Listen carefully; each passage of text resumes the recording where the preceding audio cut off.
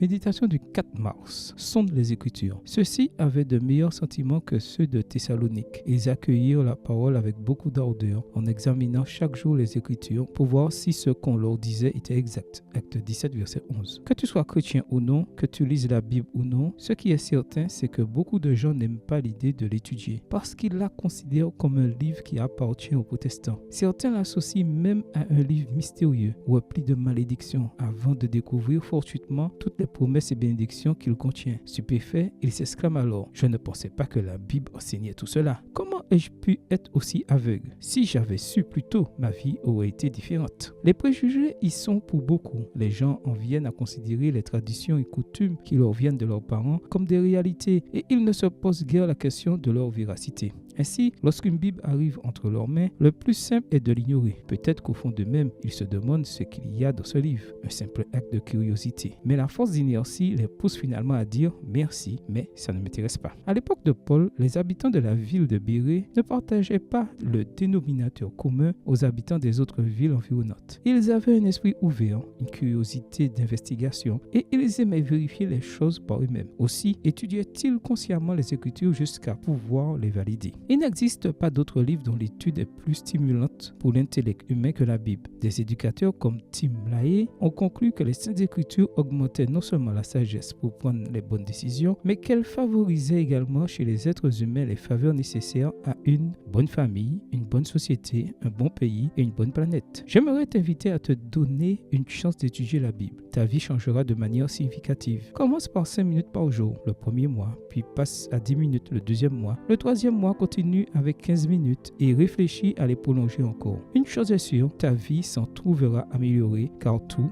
est par sa grâce. Amen. Bonne journée à vous et que le Seigneur vous bénisse.